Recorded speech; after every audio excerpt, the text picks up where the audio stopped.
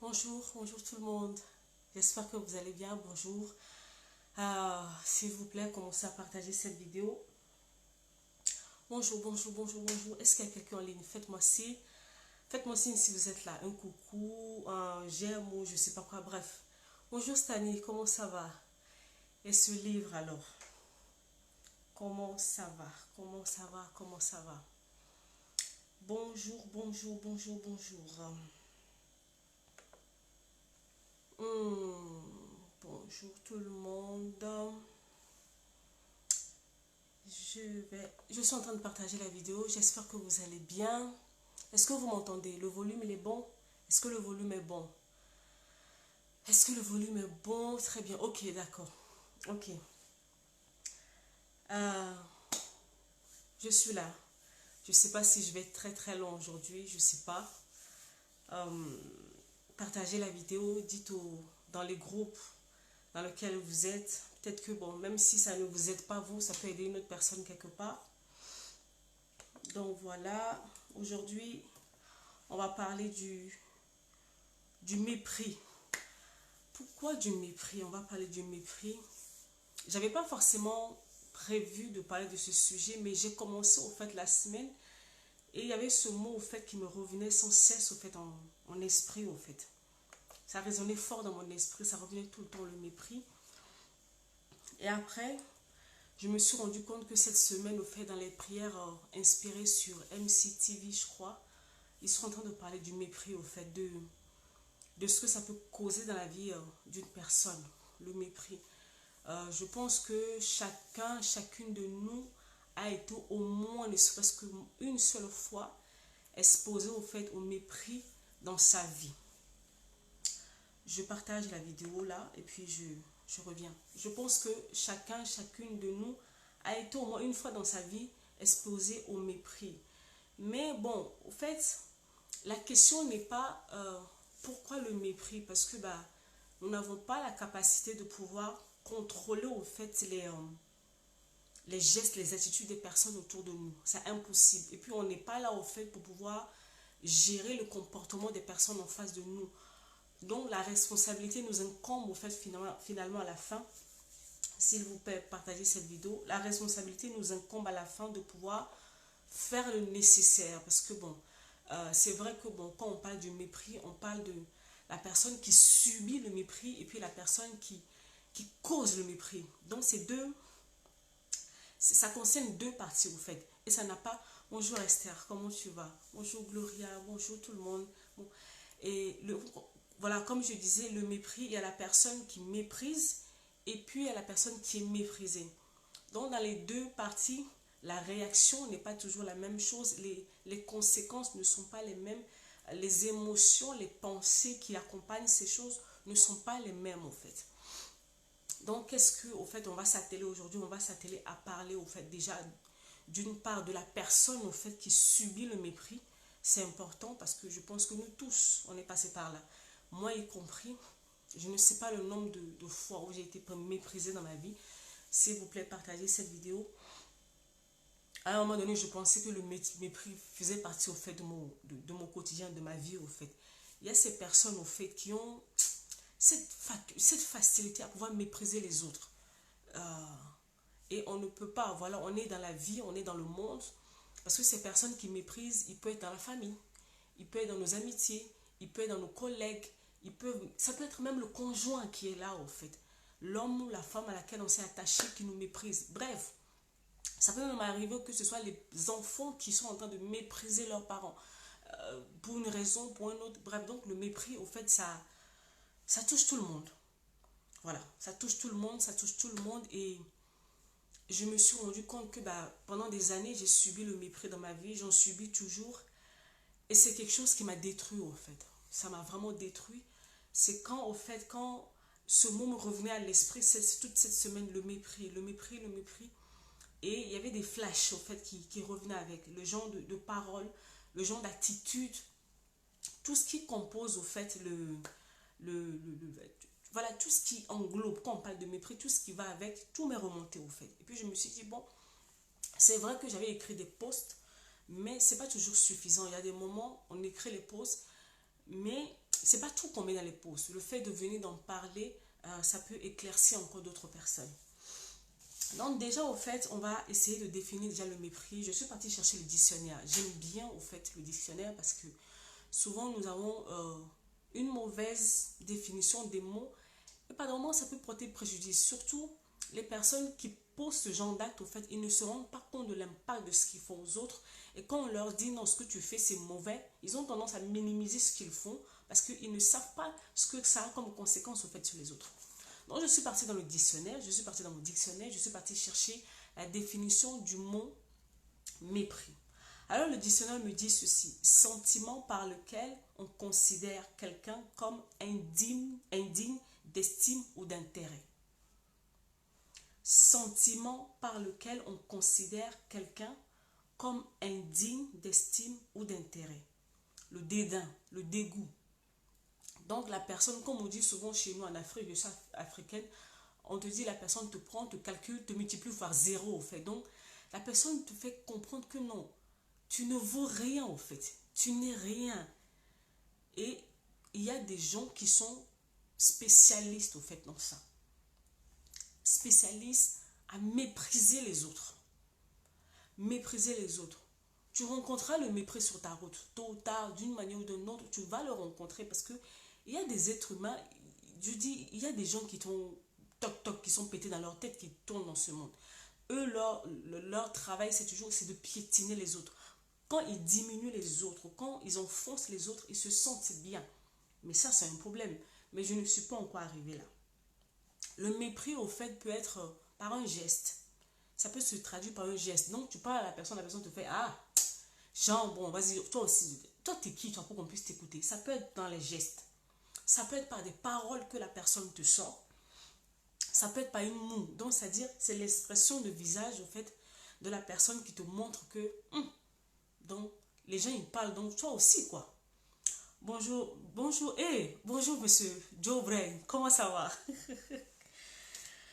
Donc, la personne te fait, par l'expression de son visage, la personne te fait comprendre que, bon, voilà, on parle des gens, on parle de toi, on parle de toi aussi, quoi. Ces gens, toi, voilà, tu n'es pas digne d'intérêt. Comme je l'ai dit, on peut le trouver dans la famille. Nous avons des parents, le père, la mère, l'oncle, la tante, les grands-mères, ou je ne sais pas quoi, qui sont spécialistes au fait à mépriser. Donc, ta parole ne vaut rien. Quand on parle de mépriser, c'est vraiment faire montrer à la personne que non, même ta parole ne vaut rien. Ta présence ne vaut rien. Tes opinions, voilà, rien. Joe Brain. Tout ce qui est en toi, au fait, ça n'a rien d'intéressant. Ça n'a rien d'intéressant. Donc ça, tu peux le trouver dans la famille. Tu peux le trouver avec tes amis. Tu peux le trouver au travail. Ça peut être tes collègues ou ça peut être même tes patrons. Tu peux le retrouver là. Tu peux le retrouver dans l'église parce qu'il y a des gens qui font ça dans l'église. Quand je parle de l'église, je parle de l'église en global avec grand E. Tu peux le retrouver dans l'église parce que c'est un comportement qui est... C'est propre aux humains en fait. Donc, partout où l'être humain se trouve, tu peux retrouver ce genre de dysfonctionnement.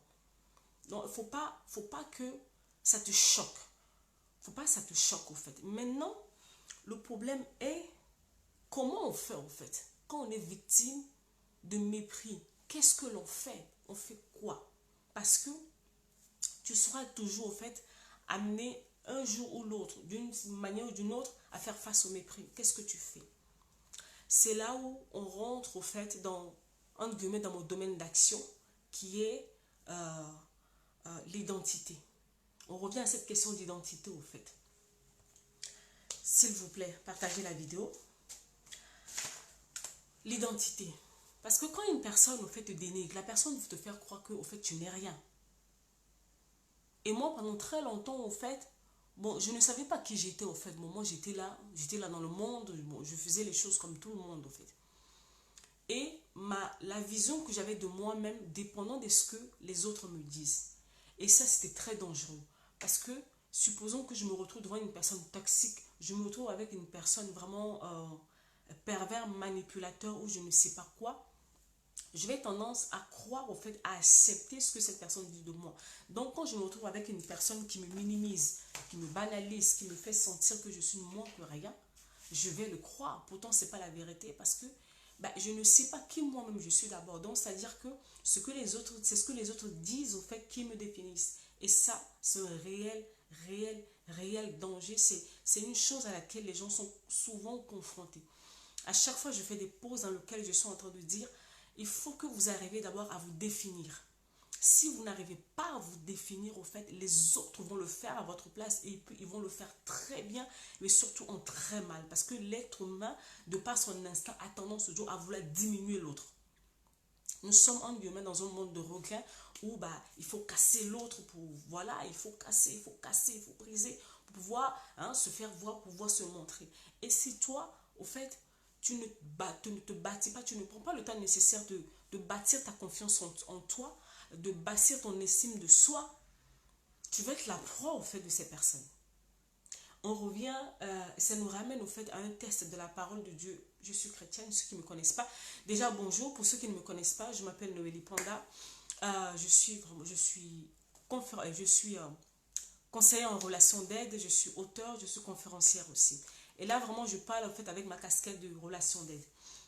Aujourd'hui, on est en train de parler de l'identité. L'identité qui fait partie de la base de ta vie, au fait. Si tu ne prends pas le temps de te connaître, les autres vont te définir et puis ils vont te définir en mal. En très mal, parce que l'être humain, c'est ça. Si tu ne prends pas le temps de bâtir ta confiance en soi, de bâtir ton estime de soi, les gens viendront te faire tout ce qu'ils veulent. Comme je disais, ça me ramène à cette parole, ce verset de la parole de Dieu qui dit « Garde ton corps plus que toute chose ». Souvent, si on part maintenant sur le plan, là je sors même de la psychologie, je vais sur le plan spirituel. Quand la parole de Dieu te dit « Garde ton corps plus que toute chose », la parole veut te dire au fait que non, il y a des gens qui viendront au fait pour te déstabiliser. La parole te prévient pour te dire que non, il y a des gens qui viendront te faire du mal inconsciemment ou sciemment, ils vont le faire. Parce que c'est le propre de l'être humain. L'être humain est comme ça en fait. L'être humain est comme ça. D'une manière ou d'une autre, elle va essayer de te déstabiliser. Mais toi, tu as la responsabilité. Je reviens toujours à cette histoire de responsabilité en fait. Ton problème, en guillemets, ta partition dans ta vie, ce n'est pas ce que les autres font. Parce que souvent, on veut au fait contrôler l'attitude des personnes en face de nous. Tu n'es pas là pour contrôler l'attitude des personnes. Tu n'es pas là au fait pour interdire à ces personnes de te mépriser. Non, ce n'est pas ton rôle dans la vie au fait. Ce n'est pas ton rôle. Ils vont le faire. Maintenant, quelle est ton attitude au fait en face de ce que les gens vont faire? Parce que les gens viennent toujours nous tester dans la vie. Il y a des gens, que ce soit en amour, que ce soit en amitié, que ce soit au travail, dans la famille, il y a des gens qui viennent pour vous tester, pour voir jusqu'où au fait je peux aller avec cette personne. Jusqu'à où au fait je peux me permettre entre guillemets de l'embêter, de le titiller. Les gens ils vous regardent. Et si vous laissez à un moment donné, pouf, au fait, la porte reste ouverte pour toute chose. Le mépris, la personne, au fait, une personne qui vient te mépriser, la personne ne commence pas tout de suite, il ne dévoile pas son visage tout de suite comme ça. Ça peut commencer par les petites phrases, par les petites remarques déplacées, par les petits trucs comme ça, par-ci, par-là. Mais si vous ne savez pas remettre les choses à leur place, ça va continuer, et à un jour, vraiment, la personne va vraiment passer, en guillemets, vraiment, au mépris à proprement dit. Donc, la personne va vraiment te faire sentir que, toi, vraiment, tu es une serpillière. Tu es une serpillière.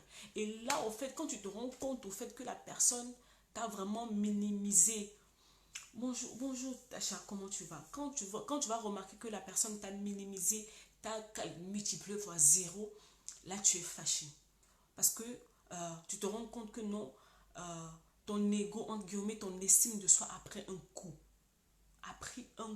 Tu te dis, mais comment j'ai pu laisser ça faire? On prend l'exemple d'une personne qui est dans une relation toxique, au fait. Au début, parce que c'est quand on est dans une relation toxique avec un manipulateur, des choses comme ça, en fait, on ne se rend pas compte. Au début, on ne se rend pas compte parce que c'est subtil. C'est comme un piège, au fait, qui se referme sur la personne. C'est très subtil. Les autres personnes autour de nous remarquent que non, on est en train de se faire manipuler, on est en train de se faire mépriser, Mais nous-mêmes, on ne se rend pas compte. Mais les jours où tu vas prendre conscience que non, en fait, cette personne m'utilise, cette personne me détruit, cette personne me manipule, cette personne me méprise. Il y a deux choses qui arrivent. Il y a la colère et puis il y a la culpabilité. Comment j'ai pu laisser ça faire? Comment j'ai pu laisser ça faire? À chaque fois, je dis, les gens, au fait, ils viennent pour te tester, pour voir. Ils viennent utiliser les failles, au fait, qui est sur toi. Les gens, ils utilisent nos failles, nos propres failles qu'on a en nous pour pouvoir les retourner contre nous. C'est peut-être difficile à dire, mais c'est ça la réalité. Les gens utilisent nos failles, nos propres failles que l'on a en nous, on leur laisse. Au début, c'est peut-être par gentillesse, peut-être par politesse ou par je ne sais pas quoi, mais à un moment donné, ces choses qu'on laisse, au fait, devient l'arme qui se retourne contre nous pour pouvoir nous détruire. Parce que quand une personne vient vers toi et qui pose un acte ou qui sonne une parole, si tu le recadres tout de suite, la personne saura que, ah, là, je ne peux pas. Là, je ne peux pas. Mais souvent, on a tendance à laisser. On a tendance à laisser et ça monte. Et ça monte, et ça monte, et ça monte, jusqu'à qu'on arrive au mépris. Tu vois, voilà, la personne, ça va loin en fait, ça va loin, ça va au-delà des paroles. Bonjour Stéphanie, comment tu vas? Ça va au-delà des paroles. Il y a il y a des moments, la personne peut être méprisante, ça peut arriver jusqu'au niveau où tu passes, la personne crache. Il y a des gens qui sont vraiment mal intentionnés, il y a des personnes qui sont vraiment méchants en fait. Leur but, c'est de te montrer vraiment que tu ne vaux rien. Il y a d'autres personnes, seulement par jalousie ou je ne sais pas quoi, tu peux poser tes affaires ou je ne sais pas quoi, la personne va aller, va prendre des affaires, va les déchirer, va les casser, ou va faire quoi pour te montrer que non, tu n'es rien. La personne va aller faire le complot, dire des choses derrière toi pour minimiser, détruire tes affaires pour te montrer que toi, qu'est-ce que tu veux quoi? Qu'est-ce que tu veux montrer? Tu veux faire quoi? Et souvent, on laisse faire. Au début, parce que ça n'arrive pas, je dis toujours, hein, on crie souvent, oh non, la personne me méprise et tout, mais ça n'a pas commencé le jour-là. Ça a commencé par des petits trucs que tu as laissés. Pas des petits trucs. Le mépris, amen. Le mépris, au fait, c'est subtil. Ça commence tout petit, petit, petit. Ça grossit, ça grossit, ça grossit. Et puis un jour, pouf, ça crée autre chose. Donc, pour éviter, au fait, d'en arriver à cette extrémité-là, ok, je suis devant une personne. Il y a eu des cas, au fait, qui m'est arrivé, où j'étais devant une personne en autorité, au fait, sur moi. J'étais en désaccord avec cette personne parce que la personne, au fait, manifestait des attitudes avec lesquelles je n'étais pas d'accord. Mais, qu'est-ce qui s'est passé? Je vais vous dire la vérité. Pendant des années, au fait, j'ai cédé aux caprices de cette personne. J'ai cédé, je voyais la personne faire n'importe quoi, mais je lui trouvais des raisons. Je lui trouvais des raisons, je cautionnais au fait les bêtises qu'il faisait. Jusqu'à un jour où il a posé maintenant un acte compliqué envers ma propre personne. Et c'était l'acte de trop. Je me suis dit non, au fait, ça a fait bouger quelque chose en moi. Je me suis dit non, Noélie, il va falloir arrêter ça.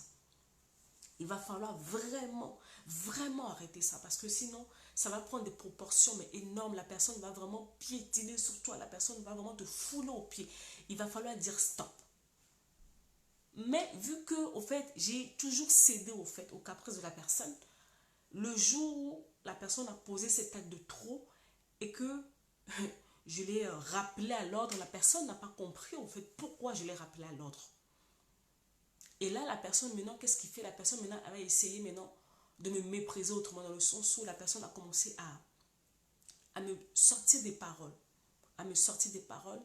Et au-delà même du mépris, ça rentrait maintenant dans la menace. Il y avait donc, on avait le mépris, la manipulation et la menace. Tout était mélangé, au fait. Le but, c'est pourquoi? C'est de vous maintenir, au fait, dans un état. Dans cet état dans lequel tu as toujours été, où tu as toujours voulu accepter les choses.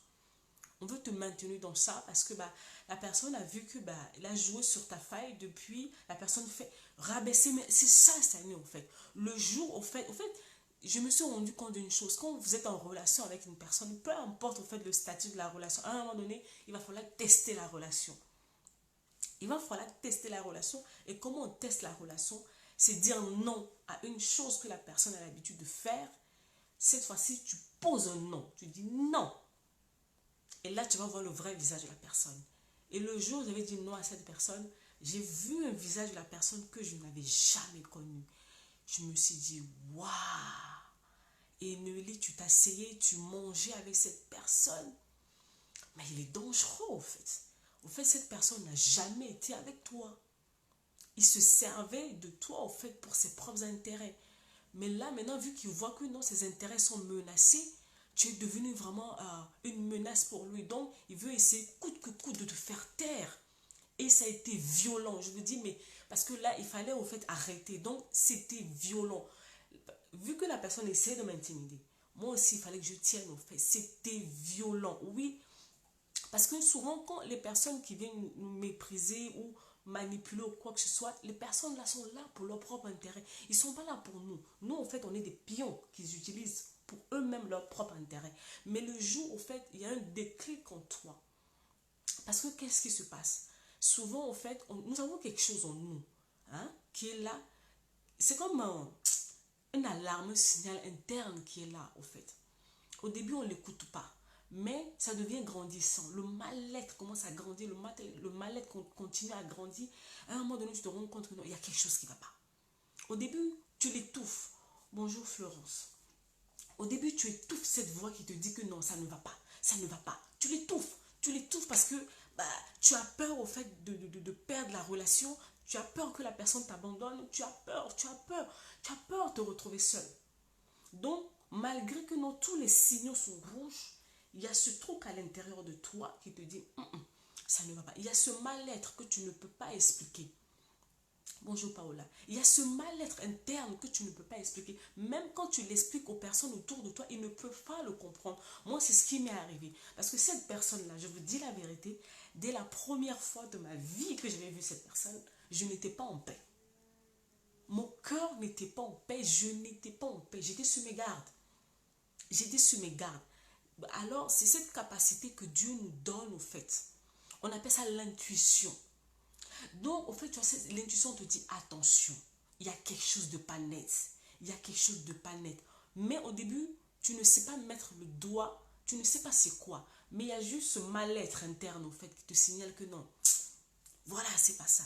Mais qu'est-ce qui se passe? Souvent, à cause de la dépendance affective, à cause du besoin de se faire aimer, à cause de la peur du rejet, au fait, on fait taire ce mal-être au-dedans de nous. Et on accepte. On accepte, au fait, comment on appelle le truc? On accepte les actes de la personne. On lui donne des raisons, on lui trouve des raisons. Et puis on se dit, là je vais aller encore plus loin. On se dit, non, bon, on commence même à développer des stratégies pour pouvoir changer la personne parce que inconsciemment, on sait que la personne n'est pas bien. Maintenant, on croit que à force de développer des stratégies, à force de vouloir vraiment... Bonjour Irma, comment ça va? À force de développer des stratégies, à force de faire un certain nombre de choses, la personne va pouvoir vraiment changer. Alors que non, parce que dès le départ, la personne n'est pas vraie. La personne n'est pas vraie. Une personne qui rentre dans ta vie pour un intérêt ou pour venir pour te détruire ou je ne sais pas quoi, la personne n'est pas vraie. La personne porte un masque, en fait. La personne porte un masque. La personne te fait croire une chose qui n'est pas vraie. C'est pour ça, dès le départ, au fait, quand tu as l'Esprit de Dieu en toi, l'Esprit de Dieu te dit, attention, attention, c'est ce mal-être qui est à l'intérieur de toi. Ton intuition te dit, il y a quelque chose qui ne va pas. Il y a quelque chose qui ne va pas. Il y a quelque chose qui ne va pas. Mais nos failles que nous avons en nous, en fait, nous poussent à l'encontre de ce que notre intérieur nous dit. Donc, on a laissé nos émotions prendre le dessus, en fait, de ce que nous ressentons réellement à l'intérieur de nous. C'est pour ça que la parole de Dieu dit ceci. La chair et l'esprit ont des désirs contraires. Souvent, quand on est devant une personne, quand tu es devant une personne, souvent, tu peux aimer la personne. Mais il y a quelque chose à l'intérieur de toi qui te dit, attention. Mais cette voix, souvent, on ne l'écoute pas. On ne l'écoute pas ou on l'écoute vraiment à la fin quand les choses, au fait, tournent en drame. Et là, tu te dis, ah, je savais. Je le ressentais, je le savais. Je le savais. Dès le départ, on sait en fait. Mais on insiste. C'est la même chose qui se produit dans les relations amoureuses avec mes soeurs. Dès le départ, elles savent que non, le type là, il n'est pas bien. Elles le savent. Elles le savent très très bien dès le départ que non, la personne qu'elles ont en face d'elles, ce n'est pas ça. On le sait toujours. On le sait parce que Dieu nous a dotés de cette capacité-là, en fait. Et on laisse faire, on laisse faire, on laisse faire. Le jour où ça explose, pourquoi il m'a fait ça? Comment il a pu me faire ça? Non, au fait, non, parce que c'est ce qui m'est arrivé, au fait. Le jour où vraiment il y a eu le clash avec cette personne, j'étais en colère. J'étais en colère. J'ai dit, mais j'ai commencé à l'accuser. Je lui disais, mais comment tu as pu me faire une chose pareille? Avec tout ce que j'ai fait pour toi, avec ça, avec ça, avec ça, tu as osé me faire ça. À un moment donné, vous savez ce qui m'est arrivé? J'ai entendu le Saint-Esprit qui me dit, c'est toi le fautif. J'ai dit, comment moi le fautif? Il dit, oui, c'est toi-même qui as laissé faire. J'ai dit, mais comment j'ai laissé faire? Il dit, je t'avais prévenu dès le départ, mais tu ne m'as pas écouté. Tu as suivi tes émotions, tu as suivi ce que les gens te disent autour. Et tu n'as pas appris à garder ton cœur. Tu n'as pas appris à garder ton cœur. Les gens te feront toujours les choses dans la vie. Et c'est une leçon que j'ai appris vraiment amèrement. Ah, j'en ai pleuré. Pendant des semaines, j'étais pas bien parce que c'était une personne que j'aimais beaucoup, que j'appréciais beaucoup. Et vous savez, entre guillemets, les plus grandes blessures viennent toujours des personnes qui sont proches de nous, en fait. Ça fait mal. Ça fait très très mal. Tu te dis, non, d'autres peuvent me faire ça. Mais pas elle, pas lui. Mais ça va venir de cette personne. C'est pour ça la parole de Dieu, en amont, au fait, nous dit déjà de garder notre cœur. Garde ton cœur plus que toute chose. Garde ton cœur plus que toute chose. Quand la parole de Dieu te dit de garder ton cœur, parce que ton cœur, en fait, c'est la partie la plus sensible, la plus fragile de ton être. Quand ton cœur est atteint, vous voyez, quand une personne est à l'hôpital, les médecins, surtout quand la personne est dans le coma ou je ne sais pas quoi, on vérifie son cœur. Le jour où le cœur s'arrête de battre, même si on l'avait mis sous je ne sais pas quoi artificiel, le jour où le cœur s'arrête, on arrête tout. Pour vous dire que le cœur, c'est l'organe vital de l'être humain.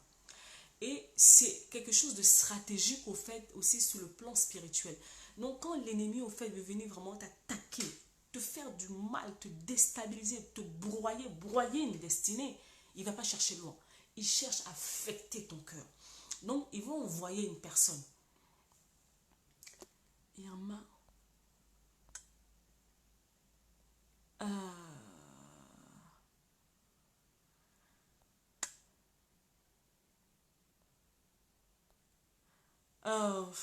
Irma, j'ai lu, est-ce la manipulation, le fait qu'une personne qui est amie, avec qui on parle tous les jours,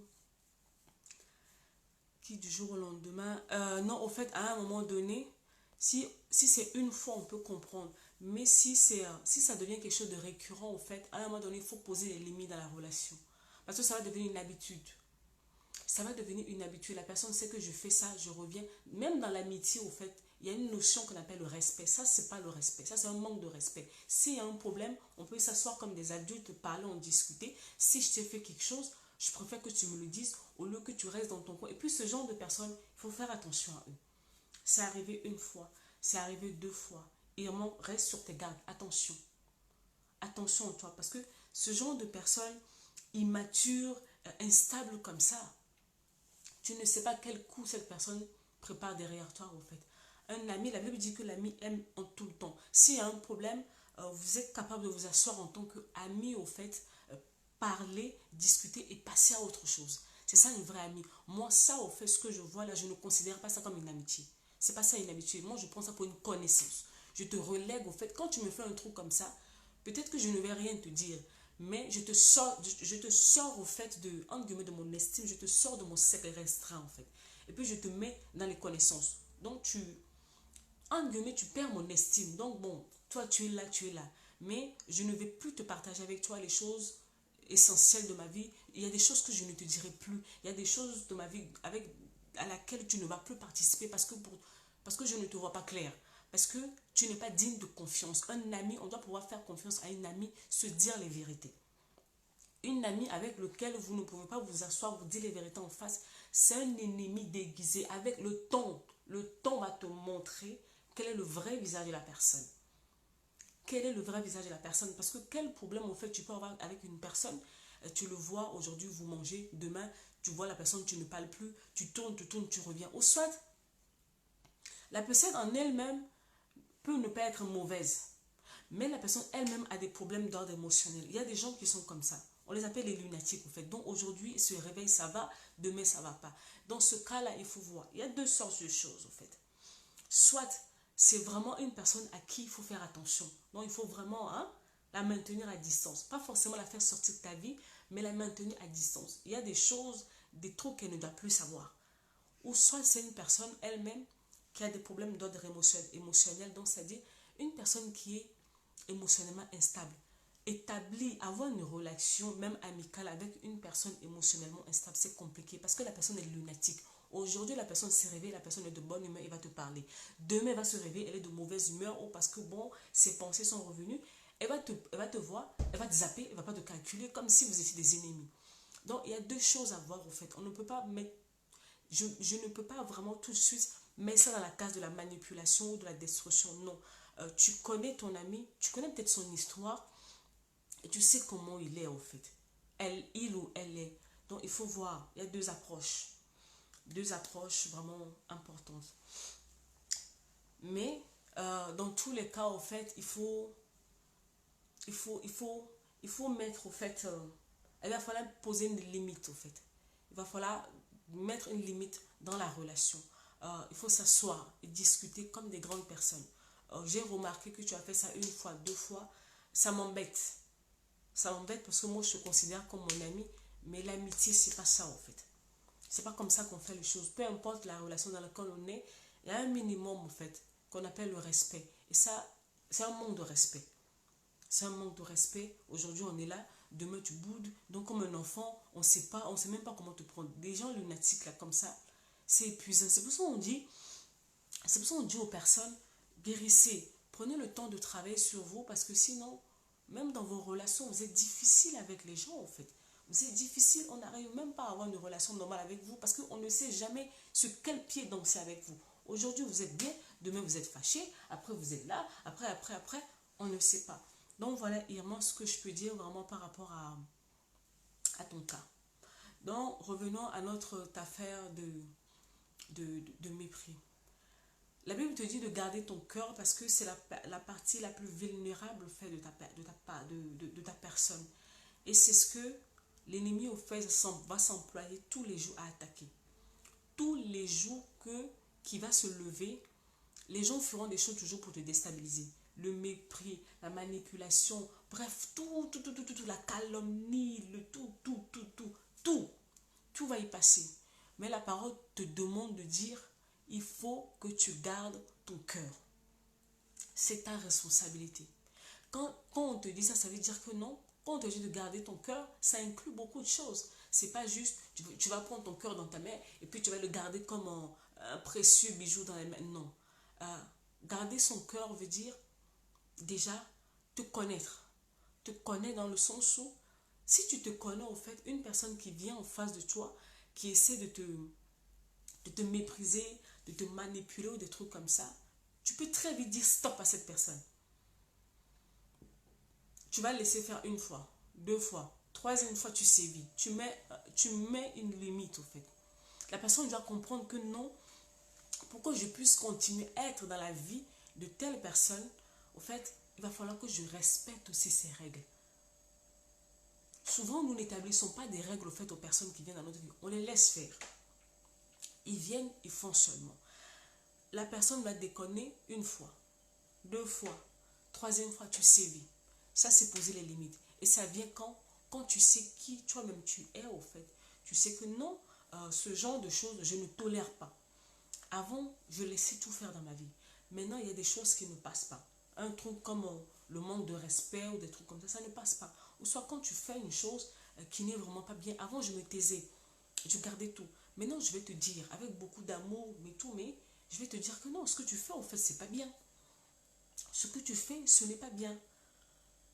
Et ça aussi, ça teste au fait de la relation pour voir si la personne en face de toi est vraie. Parce que bon, dans une relation, on est censé quand même se dire la vérité. On se dit la vérité et puis on avance. C'est ça, en fait, construire une vraie relation. Donc, garder son cœur, on parle de l'identité. Qui tu es. Ça va déterminer le genre de choses que tu es prête à accepter dans ta vie, le genre de choses que tu es prêt à tolérer ou pas, au fait, dans ta vie. Je n'ai pas dit de devenir extrémiste, de virer tout le monde dans ta vie, non, mais je parle de, il y a des choses que tu ne dois plus laisser faire, en fait. Il faut savoir, ça va te pousser à apprendre à dire non. Une chose qui est extrêmement difficile pour nous à dire non. Non, parce que le non là, c'est parce qu'on a peur. Oui, parce que, voilà, tu vois Florence, on repart. En fait, si on voit bien, on tourne, c'est comme un cercle vicieux. On repart toujours dans la même chose. Parce qu'on a peur de se retrouver seul. On a peur de se retrouver seul. La peur de la solitude nous fait accepter des choses. Mais en fait, je ne vous accuse pas que vous. Parce que pendant des années, j'ai fait ça. Pendant des années, j'ai accepté d'être méprisée dans mes relations, surtout amicales. Moi, les relations amoureuses, je virais vite. Je ne perdais pas le temps avec ça, en fait. Et puis, je n'avais pas eu beaucoup de garçons aussi, parce que bon, moi et les hommes, c'était une histoire particulière. J'avais eu un traumatisme au niveau, au niveau des hommes, avec l'histoire que j'ai eue avec mon père, avec les abus que j'avais eus. Donc, moi et les hommes, c'était compliqué. Donc, avec les hommes, ça allait très vite, je te vire. Maintenant, dans mes amitiés, j'étais une dépendante affective dans les amitiés.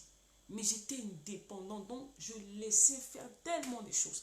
Les gens me méprisaient, on me manipulait, on me mentait. Mais c'est moi qui me levais encore pour aller demander pardon, pour essayer de réparer la relation. Et quand ça n'allait pas, je pleurais. Pendant des jours, je restais là, je ne mangeais pas, je pleurais seulement. Pourquoi la relation ne marche pas? Qu'est-ce que j'ai fait? À un moment donné, j'ai compris qu'en fait, non, en fait, mais tu te tues pour rien. Parce que la personne en face de toi se fout. Mais la personne s'en fout. Mais la personne s'en fout. Mais royalement. Pendant que toi, tu te tues, en fait. Pendant que tu te tues, la personne en face s'en fout. Donc, à un moment donné, il faut changer. J'ai compris, au fait, que non. Finalement, le problème, c'était pas les autres. Ils font ce qu'ils veulent, au fait. Mais le problème, c'était moi. C'était la manière dont je recevais les choses qu'on me faisait. C'était la manière dont... voilà, je recevais, c'est la manière dont je laissais ces choses, au fait, agir sur moi. C'était ça le vrai problème. Le vrai problème, ce n'est pas ce qu'on me faisait. Le problème, c'était comment ces choses agissaient sur moi en face. Parce que la manière dont une chose t'affecte, ça révèle vraiment le degré, au fait, de ton intérieur, de l'état de ton intérieur. Parce que maintenant, déjà maintenant, là, j'ai viré la plupart des amis. Moi, j'ai peu d'amis. J'ai viré tout le monde. Parce que je me suis rendu compte que non, en fait, la plupart des personnes autour de moi, voilà, ils n'étaient pas là pour moi, ils étaient là pour leur intérêt, en fait. Donc, j'ai viré. Et puis, je fais attention quand une personne rentre dans ma vie, maintenant, je te regarde, je te scrute. Là, même mon mari me dit, Noélie, t'abuses. J'ai dit non, parce que j'ai eu trop d'abus dans ma vie. Je ne fais plus confiance, au fait, instantanément. Parce qu'avant, j'étais comme la plupart des jeunes filles. Dès que je te rencontre aujourd'hui, demain, tu es devenue ma meilleure amie. Je te raconte ma vie, je t'achète les cadeaux, je fais tout pour que en fait, tu ne me laisses pas, pour que je ne me retrouve pas seule. Mais à un moment donné, ben, j'ai dû apprendre à guérir de tout ça. Et maintenant, même quand je me retrouve avec les gens, ça me fatigue. Je préfère rester seule. Parce que rester avec les gens, beaucoup là, ça me fatigue aussi. L'identité. L'identité. Première chose. Première chose. Maintenant, quand tu connais ton identité, c'est une chose. Maintenant, il y a l'estime. Il y a l'estime qui rentre en compte. L'estime, c'est l'ensemble des valeurs, des choses qui composent en fait ta personne. Tu es dans une relation en fait où on te méprise. Tu fais quoi là? Pourquoi tu restes là-bas en fait? Je vois des femmes, surtout mes soeurs qui m'écrivent. Oui, Noélie, tu sais que. Je leur réponds juste une seule question. Je dis, mais tu fais quoi là-bas?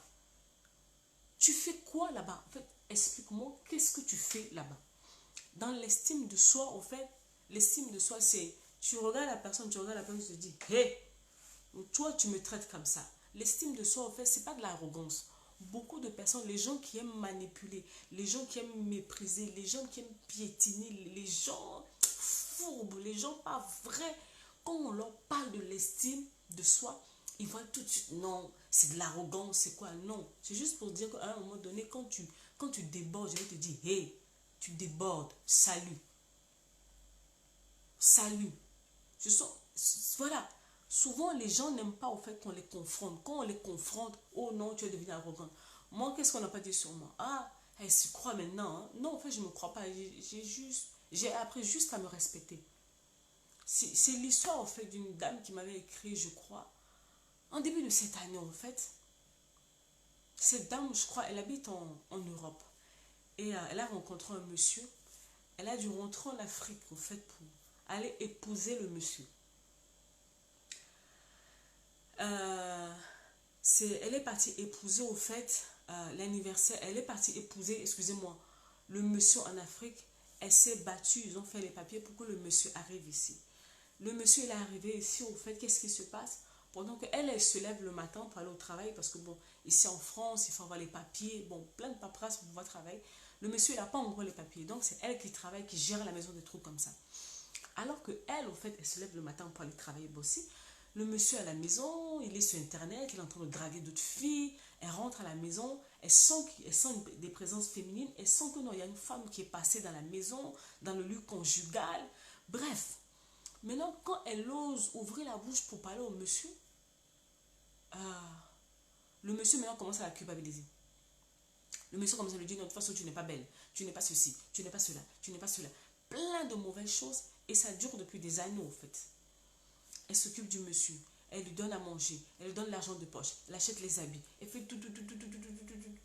Et le monsieur la méprise, la fait des trucs. Et puis elle est là. Et puis je lui pose la question, mais en fait, tu fais quoi là-bas? Oh, mais Noélie, tu sais que... J'ai dit, non, en fait, tu ne t'aimes pas. Tu ne t'aimes pas. Quand on parle de l'estime de soi, en fait, on parle de s'aimer soi-même. Comment tu veux aller aimer une autre personne si tu n'apprends pas à t'aimer soi-même, en fait? Comment veux-tu pouvoir être en relation avec une personne si toi-même, tu n'arrives pas à être avec toi, à te respecter, à pouvoir mettre des limites, à dire non, ça j'aime, ça je n'aime pas, ça je tolère, ça je ne tolère pas, ça je ne suis pas d'accord avec. Et puis, il y a une étape entre parler et puis passer aux actes. Passer aux actes, en fait. Quand tu dis que tu ne veux plus d'une chose, en fait, il faut poser les actes concrets pour montrer que non, ça là, vraiment là, je ne suis plus d'accord. Mais souvent, nous on est là, soit on parle ou on ne parle pas, et puis on se plaint. Les gens qui aiment se plaindre de l'état de leur vie, mais qui ne bougent pas le petit pouce pour faire quelque chose pour changer, au fait, c'est épuisant. C'est très, très, très, très épuisant. Vous n'avez pas idée, au fait. C'est épuisant. Ok, ce que tu vis ne te plaît pas. Ok, tu veux que les choses changent. Ok, mais qu'est-ce que tu fais, au fait, en réalité? Tu ne fais rien parce que tu as peur. Tu as peur de te retrouver seule parce que finalement, la dame, je l'ai tellement poussée dans ses retranchements. Elle m'a dit, au fait, Nelly, j'ai peur de me retrouver seule.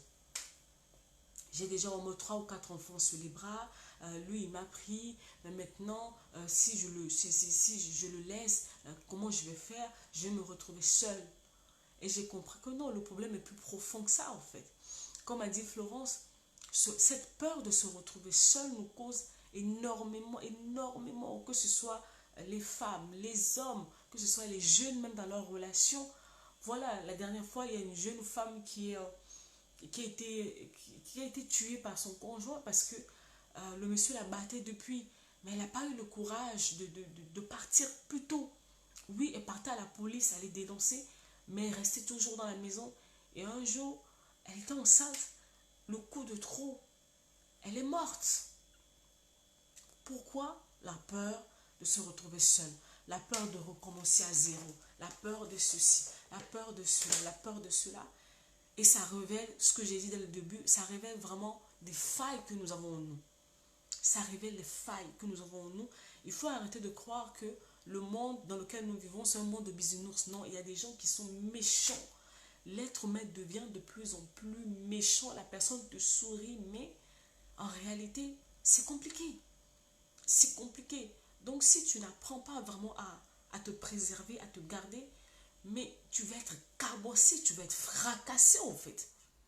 Tu veux te fracasser. C'est comme ça on voit les femmes tout le temps. Oh, les hommes sont mauvais. Oh, les femmes sont devenues mauvaises, matérialistes. Ben, parce que on n'a pas appris à faire les choses comme il faut. Nous n'apprenons pas à faire les choses au fait dans les normes, dans les règles. Après, quand les choses tournent mal, au fait, on est les premiers à crier au scandale. Moi-même, j'ai appris de mes erreurs. Pendant des années, j'ai fait les mêmes choses, j'ai fait les mêmes choses, j'ai fait les mêmes choses. J'ai toujours voulu forcer les relations. J'ai toujours voulu forcer les relations. Une personne qui ne veut pas être avec toi, mais tu essaies d'acheter cette personne en étant tout le temps disponible pour lui ou elle, en achetant des cadeaux, en faisant ceci, en faisant cela. Tout ça pour que la personne ne te laisse pas. Ça a un problème. Il faut qu'on se le dise au fait que non, ce sont nos propres failles qui se retournent contre nous. Mais on n'aime pas se remettre en question. La dernière fois, j'avais lu un test et il y a une citation de rien, Irma. J'espère que j'ai vraiment pu t'aider au fait. Il y a une citation qui m'a marqué. Personne ne peut te briser sans ton propre consentement. C'était fort. Sur le coup, ça m'a choqué. J'ai pris le temps de méditer et j'ai compris que non, oui, c'est vrai. En fait, les gens font ce que nous leur permettons dans notre vie. Tu es maître.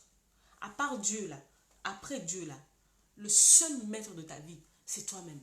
Donc si une personne arrive à avoir le pouvoir pour te détruire, en fait, ça veut dire que le pouvoir que Dieu t'a donné, tu l'as pris, tu l'as mis dans la main de quelqu'un d'autre. Donc là, c'est plus la faute de cette personne. C'est de ta faute. Donc, parce que le pouvoir qui t'a été conféré, tu le prends et tu l'as mis dans la main d'une autre personne. Donc, quand les choses tournent mal, quand les choses ne vont pas mal, il ne faut pas accuser les autres. Il faut dire à quel moment, en fait, j'ai fauté. À quel moment, c'était à quel moment? C'est quand tu décèles, au fait, le moment où tu as cédé, au fait, ton autorité, c'est là où tu récupères le pouvoir, tu récupères le pouvoir. Et quand tu vas décider de reconquérir le pouvoir de ta vie, on va te traiter d'orgueilleux, d'orgueilleuse, on va te traiter de tout ce que tu veux, mais c'est juste que tu récupères. Oui, oui, Stani, j'ai subi tellement de choses dans les relations. Je me suis dit, au début j'accusais les autres. Je me suis rendu compte que non, au fait, j'ai mis le pouvoir de mon bien-être dans les mains des gens. Je pensais que mon bien-être, au fait, dépendait de leur présence autour de moi. Alors, eux, ils ont senti cela. Ils en ont profité. Ils en ont profité parce que la vérité est que on pense, il y a une catégorie de personnes qui pensent que tout le monde a bon cœur. Parce que toi, tu as un bon cœur, donc les autres aussi ont un bon cœur. Non. Il y a des loups qui sont déguisés en agneaux, là, qui tournent. Comme je dis, il y a des sorciers ambulants. Il y a des sorciers, des sorcières ambulantes. Tu la vois, elle te sourit. Mais non, elle n'est pas là pour toi. Elle n'est pas là pour toi, au fait. Elle n'est pas là du tout, du tout, du tout pour toi. Elle est en mission. Je dis de la même manière au fait que quand Dieu veut arranger ta vie, il envoie une bonne personne. C'est de la même manière quand le diable aussi veut détruire ta vie, au fait, il va envoyer une mauvaise personne dans ta vie. Et cette personne, quand la personne va venir, il va utiliser les mêmes armes que son père, le diable. La Bible dit que non, notre adversaire rôde comme un lion rugissant, cherchant qui il va dévorer. Donc, au fait, le diable, au fait, il tourne autour de toi. Il regarde ta vie. Il regarde ta vie, il regarde tes failles, il regarde ta vie, il regarde tes failles, il regarde ta vie, il regarde tes failles. Et quand il a chopé la faille, il a dit, that's right, c'est bon, j'ai trouvé. Allez, on envoie telle personne en mission. Il va venir achever le travail. Après, quand cette personne, au fait, le temps que tu te réveilles, que tu prends conscience au fait de ce qui arrive, la personne a déjà fait le travail de sape dans ta vie. Et là, regarde dans quel état tu es. Tu es en miettes. Tu es en miettes. Tu vas dire que c'est la faute de cette personne. Oui, c'est vrai que la personne n'aurait pas dû faire ça. Mais tu avais aussi la responsabilité de ne pas laisser les choses se faire jusqu'à ce niveau. Oui, ce que la personne a fait, c'est pas bien. C'est vrai. Mais, tu vois aussi, tu avais la possibilité d'arrêter cette personne pour lui dire que non, je n'aime pas la manière dont tu me traites. Je n'aime pas. Il faut arrêter. S'il faut couper la relation, il faut couper. S'il faut quoi, bref. Mais on n'aime pas, on laisse. Je vais le changer. Elle va changer, non? Il va changer. Et puis on est là, on encaisse, on encaisse, on encaisse, on encaisse, on encaisse. Et puis un jour, Le jour où la goutte déborde, ah, les gens sont mauvais. Non, en fait, les gens ne sont pas mauvais. Tu as pris le pouvoir de ta vie, tu leur as donné. Vu que tu as servi au fait le pouvoir de ta vie sur un plateau, mais ils ont pris, ils en ont fait ce qu'ils veulent.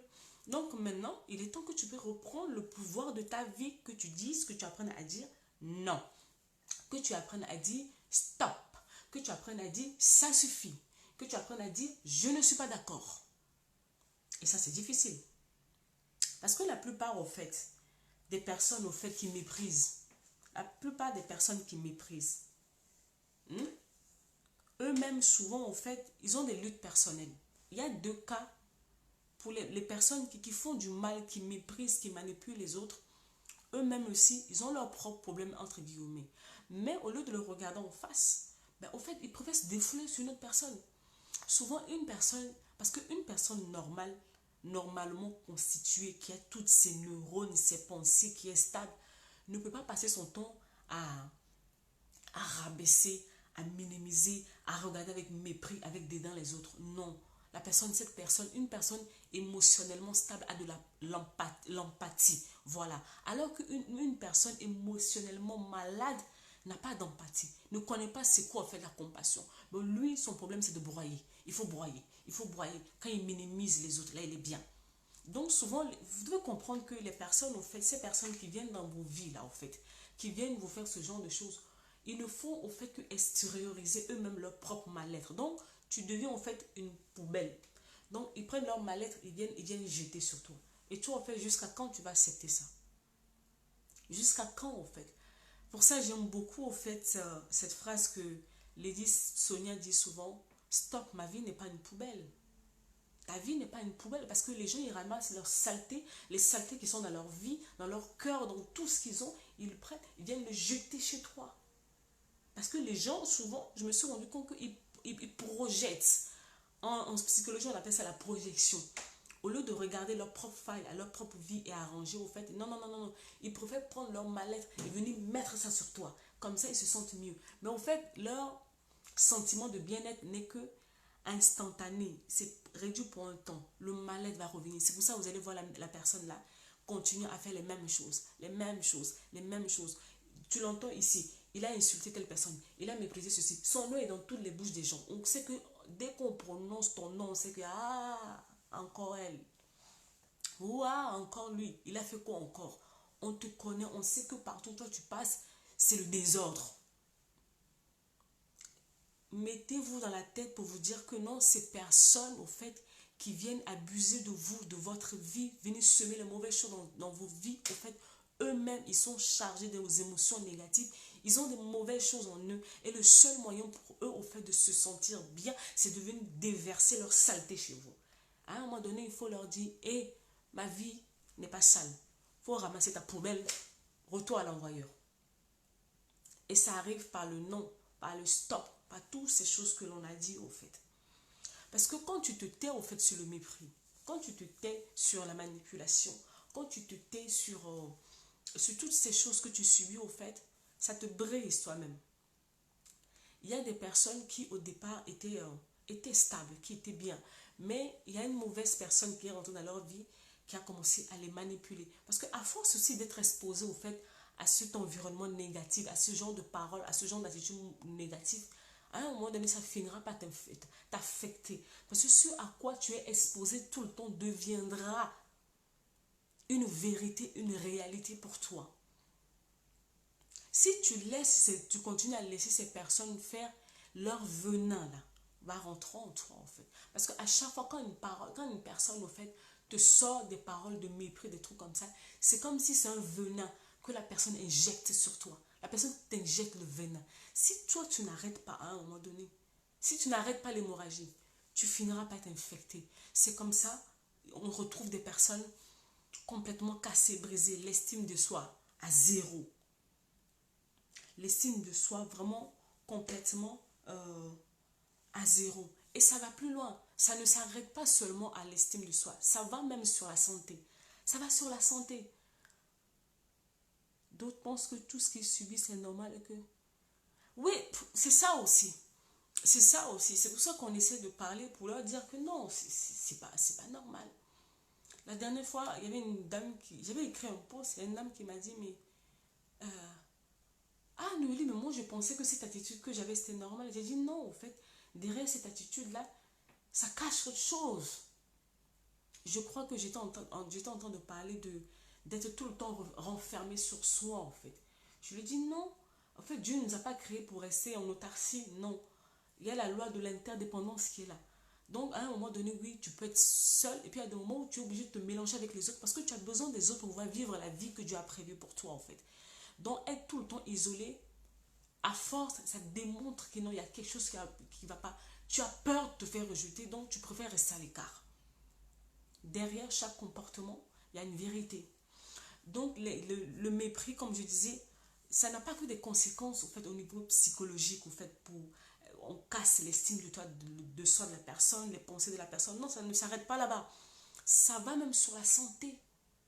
Ça va plus loin sur la santé. Il y a des gens, ça peut provoquer des rhumes. Il y a des gens, ça provoque des infections ou des problèmes au niveau de leur digestion. Parce qu'ils sont tellement anxieux, ils sont devenus anxieux. Ils sont devenus tellement, voilà, anxieux. En fait, ils ne sont pas bien en eux-mêmes. Donc, ça agit sur leur santé. Les paroles, les attitudes d'une personne qui va avoir des répercussions dans ton corps si tu ne sais pas t'arrêter. Ta vie n'est pas une poubelle. Arrête de laisser les gens venir déverser leur saleté dans ta vie. Prends tes responsabilités. À un moment donné, je vous aime, mais ciao. Et puis, j'aime bien en fait la nouvelle technologie parce que tu as la capacité de bloquer les gens. C'est bien. Franchement, les personnes qui ont fait les nouveaux téléphones, les machines, tout, c'est bien. Parce que à un moment donné, quand tu me fatigues, je te bloque. Je vais te bloquer. Je vais te bloquer au fait parce que trop c'est trop. Je vais te parler une fois, deux fois. Si je vois que tu continues pour préserver ma paix, je te bloque. Et puis on n'en parle plus. Si on se voit dans la vie, bonjour, bonjour, et on passe. C'est tout. Euh, voilà. Et puis pour finir au fait, qu'est-ce qui se passe au fait avec ce genre euh, de mauvais traitement? Quand tu acceptes tout le temps au fait de te faire mépriser, de te faire rabaisser des choses comme ça, et que tu acceptes, tu risques un jour au fait de quitter l'étape de la victime pour devenir le bourreau. Bourreau, c'est-à-dire, d'habitude c'est toi qui es méprisé. Et sans te rendre compte, tu vas commencer à mépriser les autres. Parce que, voilà, tu as pris l'habitude au fait. Tu as pris l'habitude, je ne sais pas si ça vous est déjà arrivé, ou vous êtes dans un environnement où tu es une personne au fait à la base qui n'injure pas les gens. Moi, ça m'est arrivé personnellement. Je ne parle pas de l'injure, je parle par rapport plus aux critiques. De nature, dans ma nature, je ne suis pas une personne critique. Mais il y a eu une saison dans ma vie où j'ai été amenée à rester dans un environnement où on critiquait beaucoup les gens. Et sans me rendre compte, à force au fait de rester dans ce milieu-là, j'ai commencé à critiquer les gens. J'ai commencé à le faire jusqu'à ce qu'au fait, le Saint-Esprit m'interpelle au fait pour me dire non, au fait, Noélie, ça, c'est pas ton vrai toi. Tu n'as pas été comme ça. Ça, c'est des mauvaises habitudes que tu es parti ramasser là-bas. Ce n'est pas toi. Donc, pour vous dire que une chose à laquelle vous vous exposez, vous acceptez de vous exposer, finira par devenir votre habitude à vous. En fait. C'est pour ça que la parole de Dieu dit que les mauvaises compagnies corrompent les bonnes mœurs. Donc, je préfère que tu restes seul ou avec une ou deux personnes maxi, des personnes qui te poussent dans le bon sens, que de t'entourer au fait de beaucoup de personnes, mais qui te ramènent dans le mauvais chemin. Euh, Quand on te méprise, ça te détruit. Il faut que tu le comprennes. Le mépris que les gens ils te donnent, au fait, ils prennent leurs mauvais sentiments, leurs émotions négatives, ils viennent les mettre chez toi. Il est temps, au fait, que tu dises non. Et pour pouvoir dire non, au fait, il va falloir que tu colmates, au fait, les failles qui sont en toi. Il faut que tu arrives à ne plus avoir peur de te retrouver seul. Il va falloir que tu apprennes à ne plus avoir peur de te faire rejeter, de te faire injurier, de te faire cataloguer, de te faire pointer du doigt. Parce que c'est ça souvent. Quand on laisse faire les choses pendant longtemps, le jour où on dit non, ça devient des problèmes. Ça devient des problèmes parce que la personne ne comprend pas pourquoi tu te révoltes. Genre, alors que non, en fait, tu récupères juste le pouvoir de ta vie. Tu dis juste non, que non, ça suffit. Je ne suis pas d'accord. Et la personne n'est pas d'accord. Et puis voilà. Donc, pour éviter d'arriver à ce genre d'extrémité, dès le départ, vaut mieux vraiment poser des limites. Comme je disais à à Irma tout à l'heure, à un moment donné, au fait, quand une chose revient une fois, deux fois, au bout de la troisième fois, il faut mettre tout de suite un stop à la personne doit comprendre que non, ça ne va pas marcher. Donc maintenant, là, donc la personne sait que si je veux rester avec Stani, si je veux rester dans cette relation d'amitié ou d'amour avec Stani, je dois me plier en guillemets à ses règles à elle. Donc je ne viens pas m'imposer dans sa vie, je ne viens pas lui dicter sa conduite, je ne viens pas lui dire ce qu'elle doit faire ou ce qu'elle ne doit pas faire. Moi j'ai horreur des gens j'ai horreur des gens qui aiment en guillemets commander les autres, leur dire il ne faut pas que tu fasses ci, il ne faut pas que tu fasses ça, il ne faut pas que, il faut pas que, il faut pas que. Ça me fatigue. Parce que pendant longtemps, j'ai laissé ça faire. Maintenant, là, ça m'horripile. Dès que j'entends ça, là, ça me... Voilà. C'est important, en fait. C'est très important. C'est déjà pour notre propre équilibre à nous. Après, pour les autres. Pour notre propre équilibre en nous. Quand une personne n'est pas en paix, c'est compliqué, en fait. Ta vie ne bouge pas, ta vie n'avance pas quand tu n'es pas en paix. Tu es dans le flou. C'est compliqué. Tu essaies d'avancer, mais tu te rendras compte que non, en fait, ça n'avance pas tant que ça. Voilà, ça n'avance pas tant que ça. C'est important. C'est important. Faites le ménage dans vos vies. Je ne vous dis pas de devenir comme moi, mais il faut faire le ménage. Il y a des gens qui doivent sortir de vos vies. Pas devenir ennemis, mais sortez-les du cercle restreint. Laissez-les dans les connaissances. Bonjour, bonjour, ça va, ça va, hein, ça va. C'est fini, c'est suffisant. Je dis, quand tu te lèves le matin pour aller au travail, qui vient avec toi? Qui paie ton loyer avec toi? Qui s'occupe de toi-même? Maintenant, pourquoi tu te fatigues? Oh, qu'est-ce que les gens vont dire? Surtout cette phrase-là. Qu'est-ce que les gens vont dire? Sur ce, j'ai fini. Est-ce qu'il y a une personne qui a une question? Qu'est-ce que les gens vont dire? Voilà la phrase qui détruit beaucoup de vies. Pendant longtemps, j'ai beaucoup bagarré avec cette phrase, même pour pouvoir commencer sur les réseaux sociaux. Il a fallu que mon coach, au fait, vienne.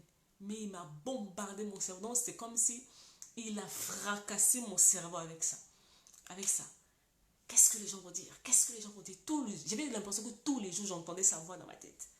Sors de cette prison. Sors de cette prison. Sors de cette prison. Et là, à un moment donné, au fait, la prison, ça s'est cassé. Et puis, j'ai dit, oh, de toute façon, les gens parleront toujours. Que tu fasses, ils vont parler. Que tu ne fasses pas, ils vont parler. Donc, bref, faisons. Et puis, c'est fini, on n'en parle plus. Faisons seulement.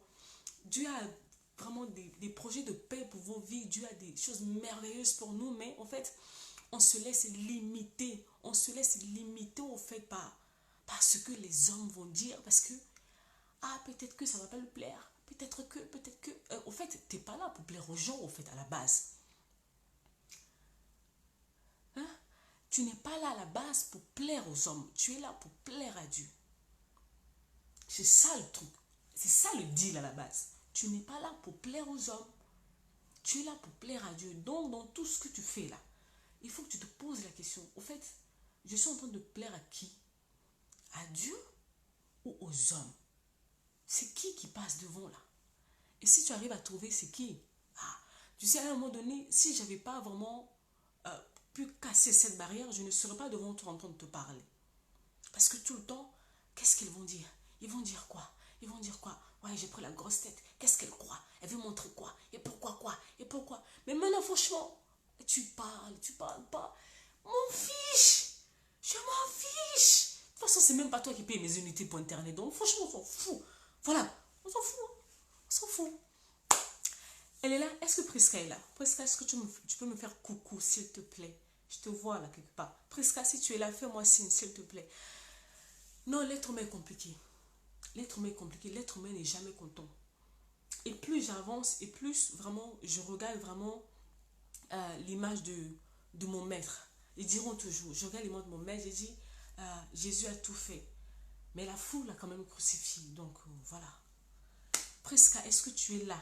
Si tu es là, fais-moi coucou. Écris-moi quelque chose pour montrer que tu es là, s'il te plaît, Prisca. J'attends, parce que bon, je suis arrivée à la fin. Est-ce qu'il y a quelqu'un qui a une question, s'il vous plaît? Prisca, à partir de la semaine prochaine, c'est Prisca qui va prendre les rênes de la page. Je veux Je me retire un peu. Je vais aller... Prisca. Prisca est là. Yes, Prisca, elle est là. À partir du 1er octobre, en fait, je me retire un peu. Parce que octobre, je pars pour la conférence. Et puis, j'ai pas mal d'interventions au cours. Il faut que j'aille me préparer. Il faut que j'aille me reposer l'esprit. Il faut que j'aille me reposer mon cerveau. Parce que mon cerveau, il réfléchit trop. Vous savez, c'est difficile. Le travail qu'on fait, c'est difficile.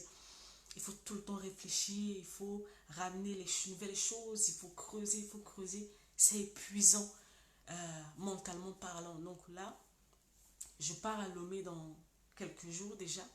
Et j'ai besoin de me reposer. Il faut que mon cerveau se calme en fait. Donc je me retire. Je vais me retirer à partir du début du mois. Et Prisca va prendre les rênes. Donc à partir du 1er octobre, toutes les publications que vous allez voir sur la page ne seront pas de moi. C'est Prisca qui prend les rênes le temps que je finisse la conférence et que je vais revenir. Mais je vais mettre encore un mot sur la page d'ici là. Je mettrai un mot sur la page pour prévenir tout le monde. C'est mon assistance. Au-delà de ça, c'est mon élève. J'ai confiance en elle. Elle a le dépôt, elle a les bagages pour. Si vous avez des questions, n'hésitez pas. De toute façon, s'il y a quoi que ce soit, elle viendra me le dire, n'hésitez pas. Donc, je lui fais confiance. Je lui fais confiance et voilà. On va se préparer pour Lomé. On va aller donner le maximum à Lomé parce que c'est ça la mission. C'est ça la mission. Donc, voilà. Prisca est là. C'est génial, ma chérie. C'est bon. Est-ce qu'il y a quelqu'un qui a une question? Moi, j'ai fini. On se voit. Je pense qu'on se verra dans les directs vite fait. Parce que quand je vais descendre sur le mai, je ferai peut-être plus de vidéos, plus de directs, mais des directs plus courtes sur place. Le jour de la conférence, on va essayer de mettre quelques directs, si le réseau nous permet. Donc voilà, priez pour nous. Et voilà. Est-ce qu'il y a quelqu'un qui a une question? Est-ce que quelqu'un a une question? Non, pas de question. D'accord, je pars, je finis. Laissez-moi Merci beaucoup, Stani. Je pars à Lomé, je reviens. Le moment où on doit se voir à Paris, d'ici là, les gens de Paris, j'arrive bientôt aussi. Et les formations vont reprendre. Il faut que je reprenne les formations parce que j'ai énormément de demandes en cours. Je vais voir avec Prisca d'ici fin octobre. Elle va commencer à faire les annonces au fait pour les formations. En fait, on va reprendre les formations. Ça fait un moment. Donc voilà, c'est tout ce que je vais vous dire aujourd'hui. Faites le ménage. Virez-les. On fait le ménage. Merci beaucoup, Lauriane. Merci beaucoup. Mais vous êtes dans le bon mail. Je suis en coulisses et je regarde. S'il y a quoi que ce soit, n'hésitez pas. Mais vous êtes dans le bon mail. Elle est à la bonne école. Elle-même, elle a un background assez solide. Elle a été à la bonne école. Donc, voilà. Ça va le faire. Ok, bon, je vous souhaite vraiment un bon après-midi. Et puis, à la prochaine. À tantôt. On ne sait pas, je peux débarquer à n'importe quel moment. Pendant le mois d'octobre, je peux arriver à n'importe quel moment, en fait. Donc, voilà. Bonne journée à vous et au revoir.